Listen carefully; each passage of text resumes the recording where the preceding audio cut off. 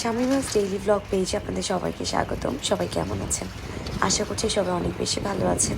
আজকে আপনাদের সাথে একদম গ্রাম বাংলার যে পরিবেশ সেটা শেয়ার করছি ভিডিওর মাধ্যমে। কতটুকু বুঝতে পারছেন বা কতটুকু বুঝতে পারবেন সৌন্দর্য আসলে জানি না, কিন্তু এত বেশি সুন্দর ছিল। এটা বগুড়া শহর থেকে কিছুটা ভেতরে, এটাকে বেজোড়া বলা হয়। এত সুন্দর পরিবেশ যা আপনাদেরকে বলে বোঝাতে পারবো না। তো এই যেই এখন ব্রিজটা ক্রস করছি, এই ব্রিজটা কিন্তু করতোয়া নদীর উপর দিয়ে। এই যে আপনারা দুই পাশে দেখতে পাচ্ছেন পানি বা নদী, এটা কিন্তু করতোয়া নদী।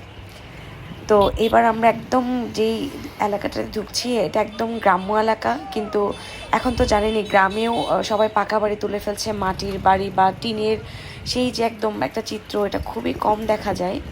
আমরা এই জায়গাটায় মাঝে মধ্যে ঘুরতে যাই, একদম প্রাকৃতিক একটা পরিবেশ এবং অনেক বেশি গাছপালা। এখানে যদি নিঃশ্বাসও নেন মনে হবে যে মানে অনেক দিন পরে আপনি অক্সিজেন নিচ্ছেন, এরকম একটা ফিল আসবে। একদমই বিশুদ্ধ পরিবেশ আমার মনে হয়। তো আপনারা বগুড়ার যারা আছেন আমার মনে হয় এই ভাটকান্দি এলাকায় আপনাদের যাওয়া উচিত। ও আচ্ছা বলে নিই, বেজোড়া ব্রিজ পার হয়ে এটা কিন্তু ভাটকান্দি এলাকার দিকে ঢুকছে। এই এলাকাটার নাম হচ্ছে ভাটকান্দি। তো এখানে চা খেতে যেতাম মাঝের মধ্যে আমি, আমার পরিবারের কেউ বা আমার ফ্রেন্ড সার্কেলের সাথে অনেক সময় রিক্সা নিয়ে ঘুরতে ঘুরতে চলে যাই। তো এখন যেহেতু ধানের সিজন, তো সবাই মোটামুটি এরকম ধানের কাটামারি চলছে এবং এভাবে খড়গুলোকে রাস্তার মাঝে আশেপাশে রাখছে, শুকাচ্ছে।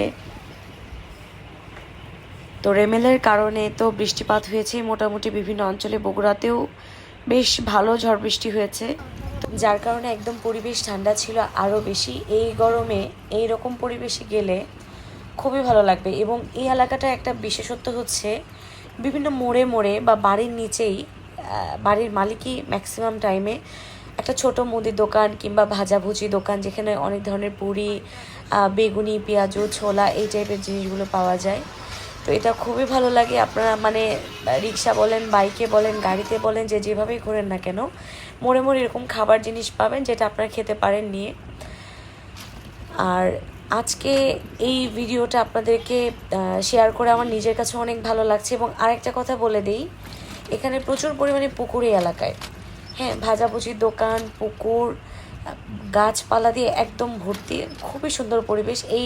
এই পুকুরটাতে আপনারা দেখতে পাচ্ছেন এখানে বিভিন্ন ধরনের মাছ চাষ করা হয়। আর এই যে বটগাছটা দেখতে পাচ্ছেন, এই বটগাছটা কিন্তু অনেক বছরের পুরনো এবং খেজুর পাকার সময় হয়ে গেছে। এই গরমে আসলে আম, কাঁঠাল, খেজুর পাকবে, এটাই স্বাভাবিক। তো গাছটা এত সুন্দর লাগছিল, সামনাসামনি বেশি সুন্দর লাগছিল খেজুর গাছটা। তো আজকের মতো এটুকুই, ভালো থাকবেন সবাই, আল্লাহ হাফেজ।